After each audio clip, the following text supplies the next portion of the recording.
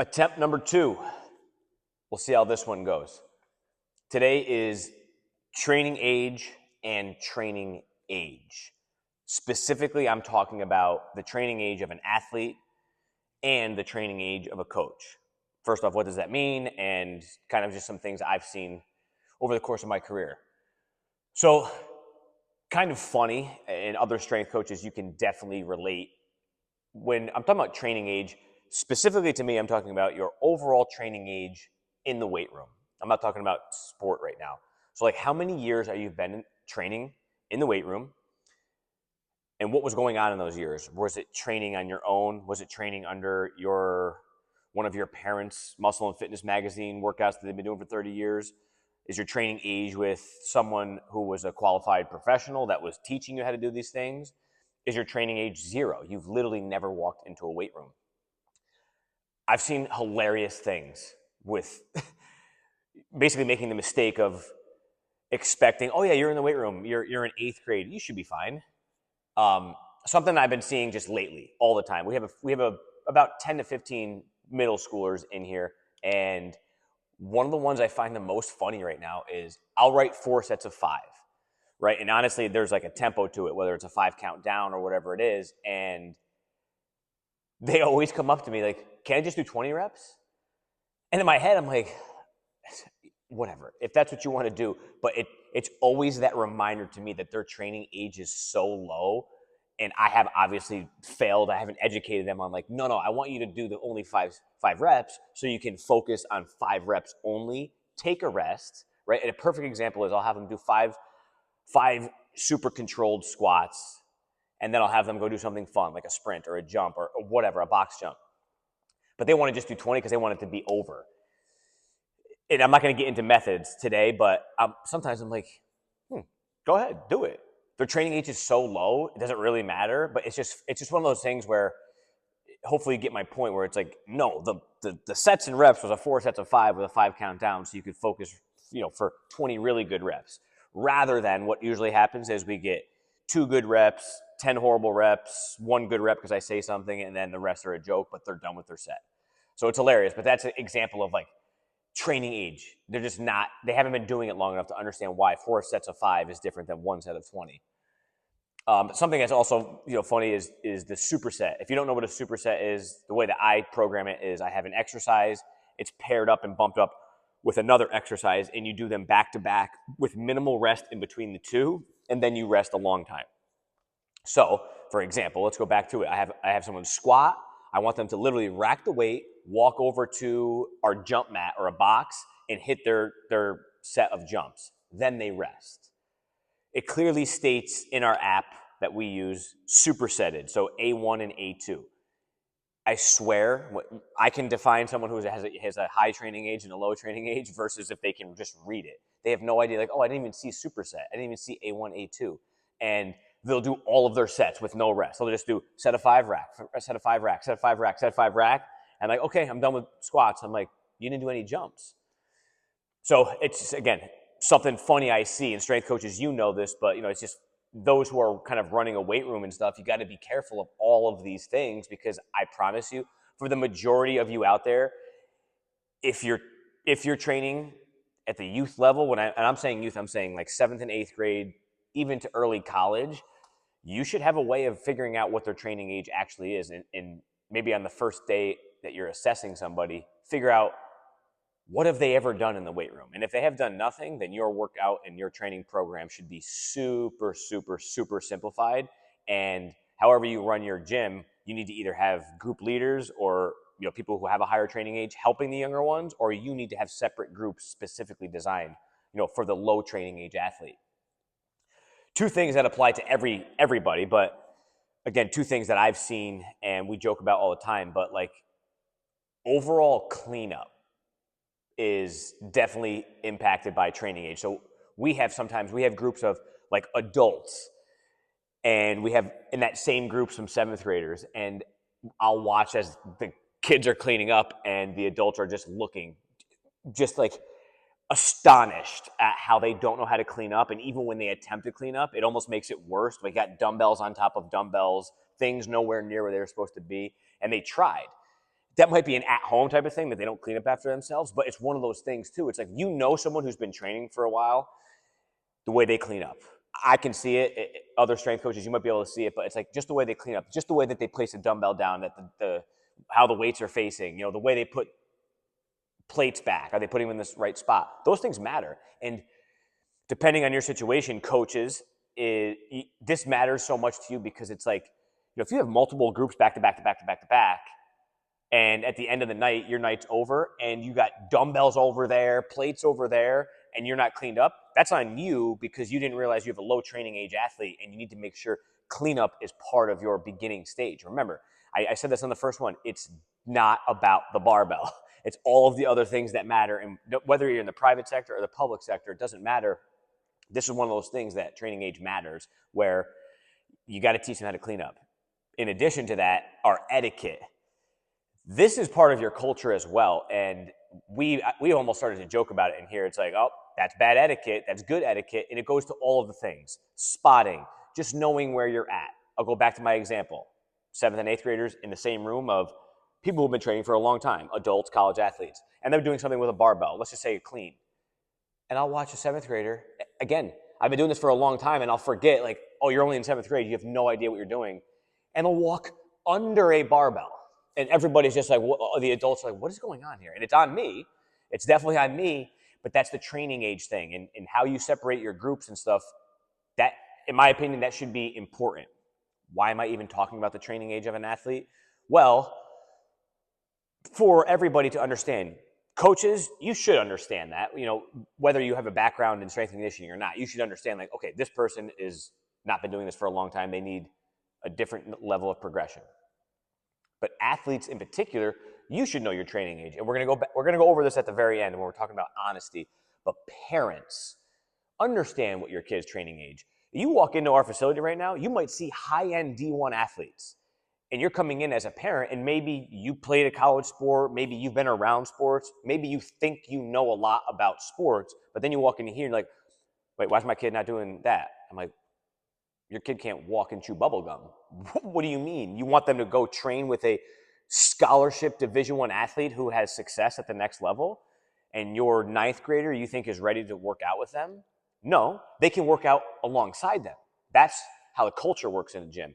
And that's how you get a better training age, and you'll actually learn faster working alongside someone and learning from someone who has a higher training age. But my point is like, understand where you're at and where your kid is at and where your group is at, and understand what the training age. When you do understand it, I promise it helps planning and programming and the flow of your gym so much better.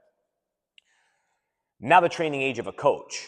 Again, as a reminder, I'm still kind of a young coach, but it's been over a decade that I have been coaching, and it's been over 20 years of training myself.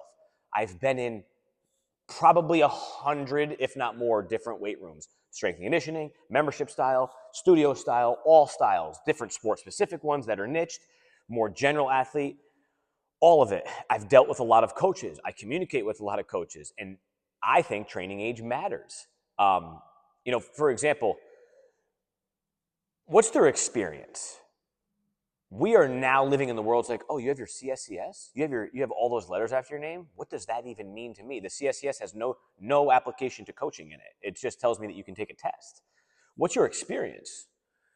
Because you might have been trained. Maybe one of your parents was a strength and conditioning coach or was a high-end coach, and you've been doing training your whole life. You might be the best coach. You might have no coaching experience, but you're so used to being coached and being in this environment that you're really, really good. Maybe you were an athlete who had a really good strength coach in college, and you step out of school and you can be a great coach tomorrow. That's so possible. The opposite happens too, though, right? Someone comes out of college like, oh, I have an undergrad in kinesiology, I have a master's in exercise science. Put on your interview, I have all this years of experience, I played a college sport, and you have no idea how to coach. Nor do you know anything about the weight room and groups and communication and all of these things. So experience matters. And I don't really know who this applies to, but it's something to think about. Like, coaches hiring other coaches, what's their experience? Because you need a good mentor. I've been lucky enough to have several good mentors, different coaches in sport, different just adults that I've trained. But you need to, if you have a high training age as a coach, you're looking for someone who you're like, okay, this is a good human. This is someone who can learn. This is someone who gets it. You have to figure out who that human is first so you can give them an experience, right? And it's just that cycle of turning over good coaches. But experience matters. And as a parent, that's something you should be looking into too, right? If you walked into the facility, and I'm not jacked, by the way, and I'm just some 6'5", I'm yoked up. I said I played college football.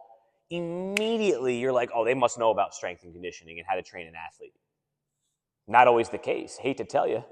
It's not always the case. I'd be looking into experience. I would want to know who that human is, right? If I'm dropping off one of my kids to a coach, I want to just make sure that person's a good person. And then I want to care that, okay, you know what you're also doing in here, so I can go and get some work done or go run some errands and leave my child with you. So all those things matter. The training age of a coach matters just as much as training age as an athlete. Certifications, I mean, obviously I just went over that. There are so many certifications, and certifications aren't bad.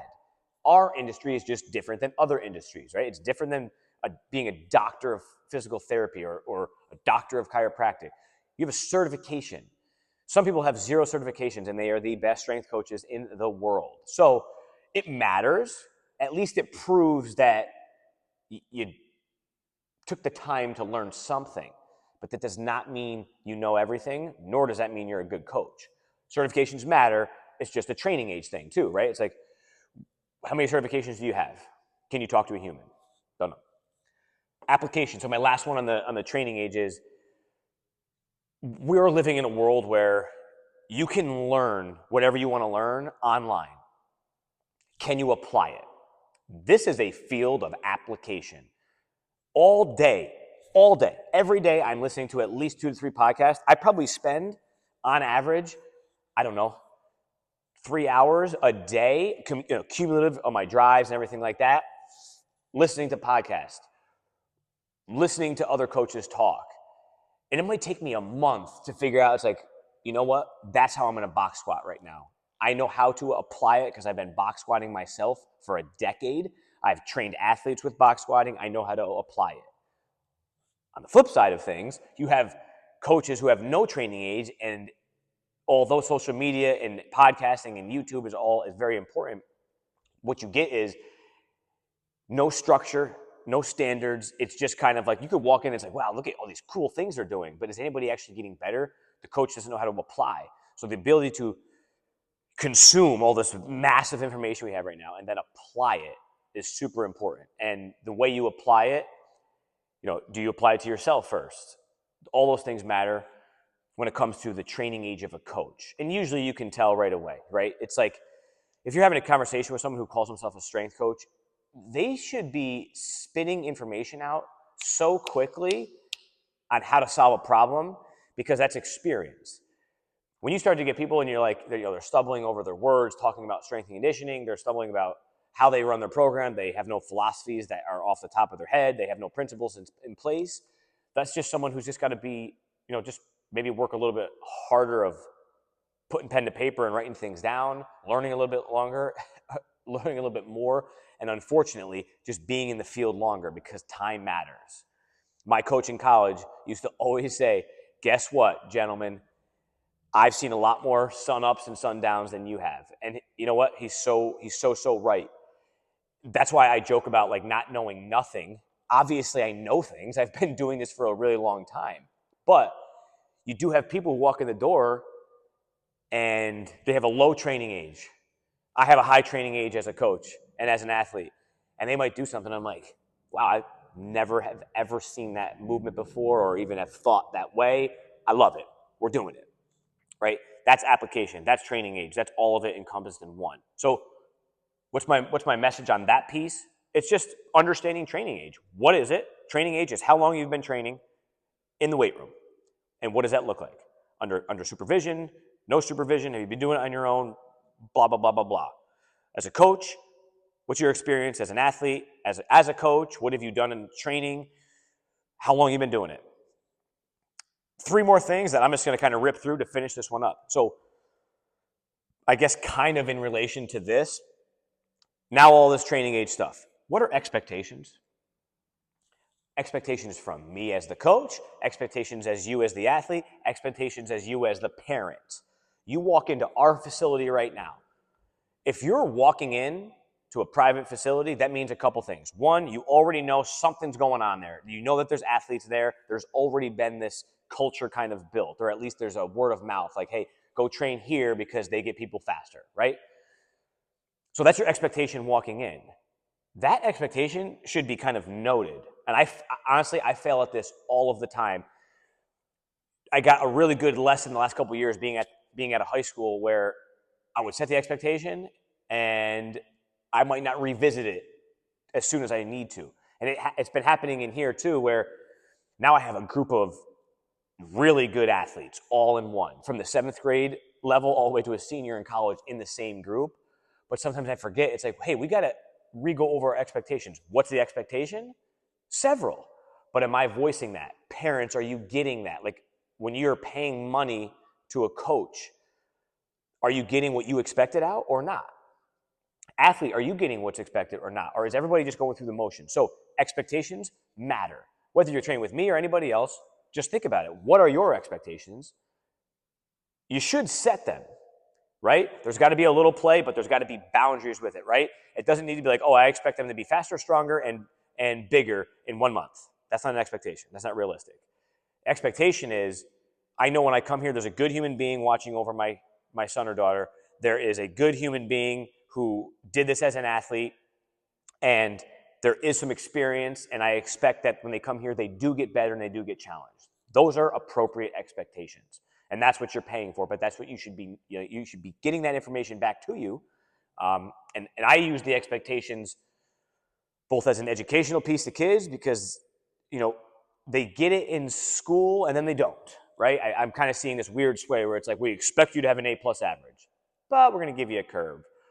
But that test really doesn't matter anymore. So like setting the expectation and then maintaining it, those are two things that got to continue. And don't get me wrong, like I said, I'm just talking about this stuff.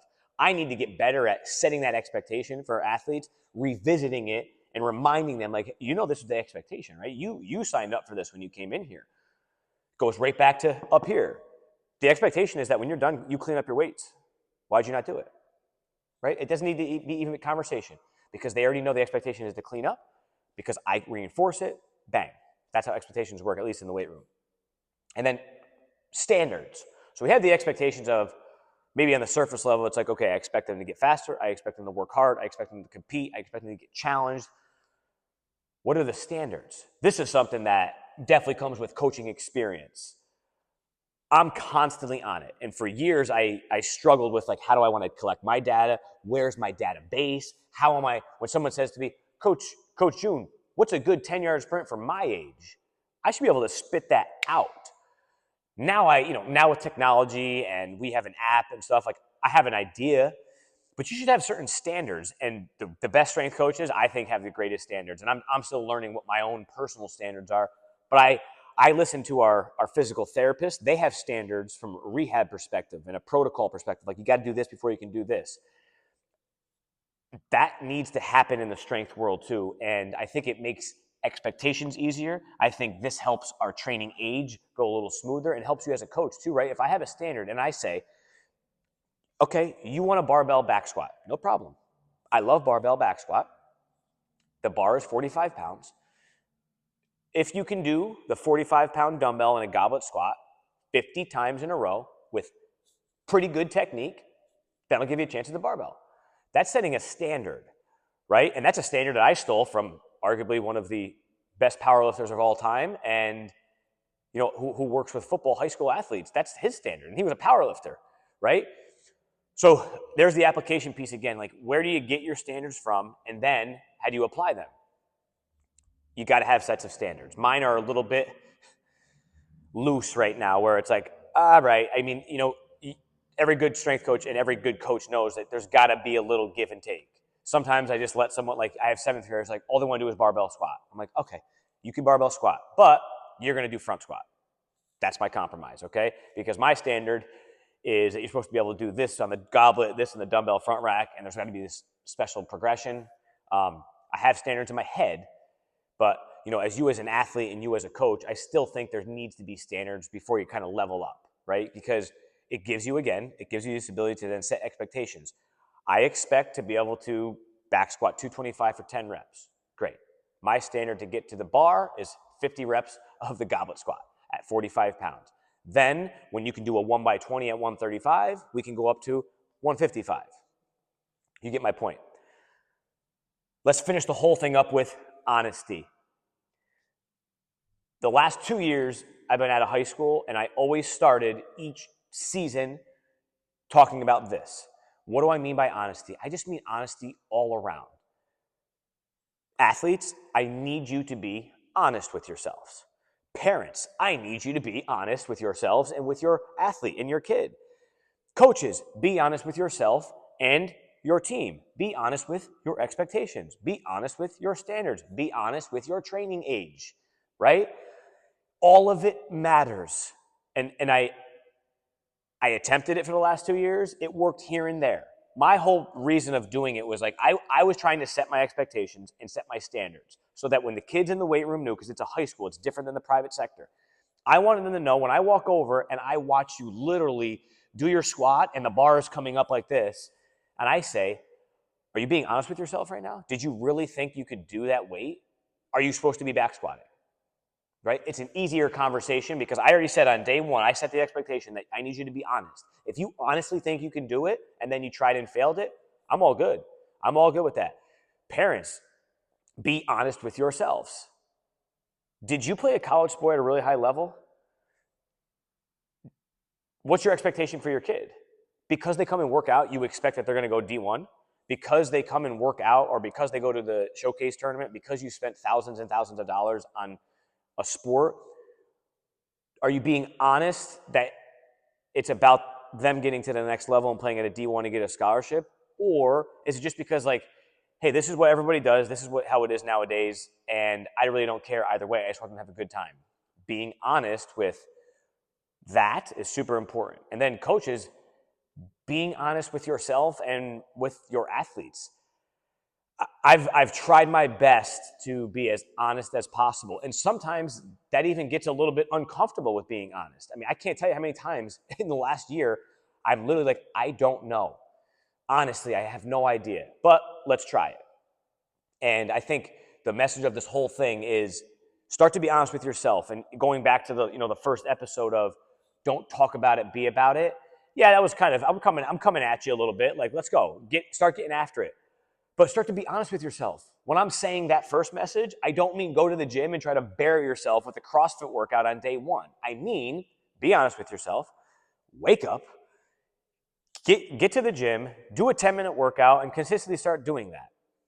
I think it goes a long way to think about these things, and you don't have to just be in the role of a strength coach. I think parents, coaches, and athletes need to all be thinking about this stuff. And again, at the end of the day, be honest with yourself. I'm going to wrap this one up here. My wife got mad at me because I keep saying I know nothing, so I'm going to say it like this. Of course, I know some things, but at the end of the day, do you truly know anything? I know nothing.